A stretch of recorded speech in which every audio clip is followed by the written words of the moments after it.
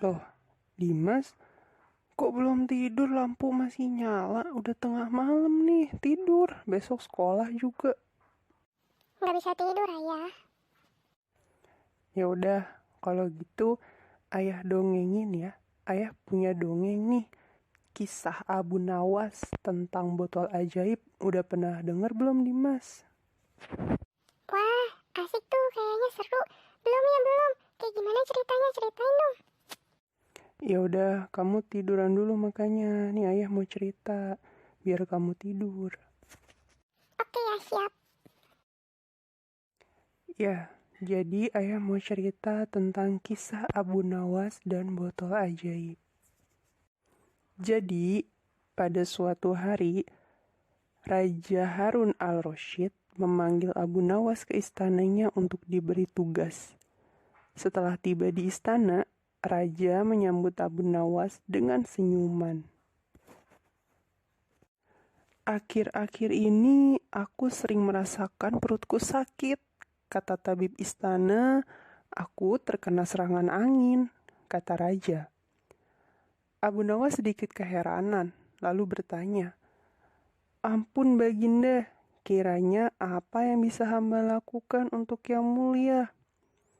"Tangkap dan penjarakan angin itu untukku," perintahnya. Abu Nawas diam sejenak. "Aku beri kau waktu 3 hari untuk menyelesaikan perintah ini," tambah sang raja. Abu Nawas kemudian pulang dengan membawa pekerjaan dari Raja Harun al-Rasyid.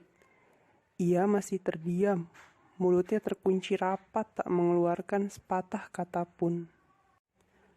Dalam kebingungan yang tidak habis-habis, ia belum bisa memikirkan bagaimana cara menangkap dan membuktikan bahwa itu memang benar-benar angin.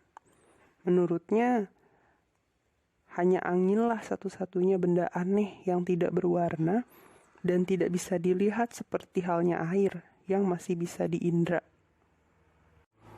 Sudah 2 hari ini, tetapi Abu Nawas masih belum bisa mendapatkan cara untuk mendapatkan angin, bahkan memenjarakannya. Abu Nawas hampir putus asa dan tidak bisa tidur, karena waktu yang telah ditentukan tinggal sehari lagi. Ia mondar-mandir memikirkan cara. Tiba-tiba ia tersadar dan berkata pada dirinya sendiri, "Bukankah jin itu tidak terlihat?"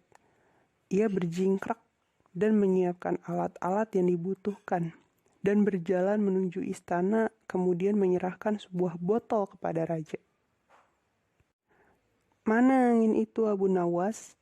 tanya Baginda. "Ada di dalam, yang mulia," jawab Abu Nawas. "Benarkah? Aku tidak melihat apa-apa," kata sang raja. "Ampun Baginda, angin tidak bisa dilihat. Tetapi jika tuanku ingin tahu angin, tutup botol tersebut harus dibuka terlebih dahulu," jawab Abu Nawas. Setelah tutup botol itu dibuka, raja mencium bau busuk. Dengan marah ia berkata kepada Abu Nawas, "Bau apa ini, Abu Nawas?" "Ampun Baginda, tadi hamba buang angin, lalu hamba masukkan ke dalam botol tersebut.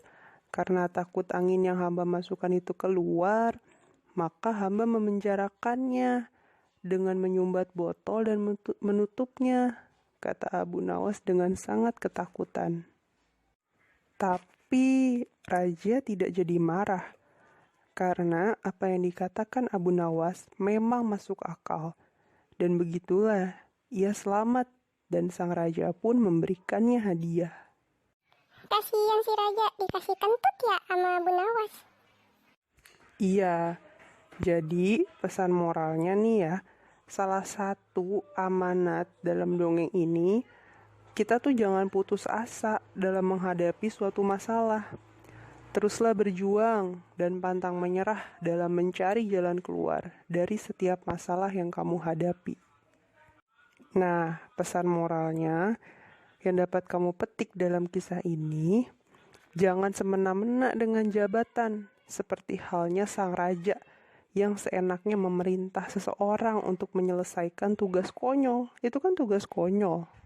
Iya sih, aneh ya. Masa Abu Nawas disuruh memenjarakan angin? Nah, makanya nggak masuk akal. Jadi tugas menangkap dan memenjarakan angin kan hal yang nggak wajar ya kan. Untung aja Abu Nawas punya banyak akal, sehingga ia bisa menyelesaikan tugas dengan baik dan terhindar dari hukuman. Tapi seru juga sih. Rajanya jadi dikasih kentut. Lagian, rajanya ngasih tugas aneh.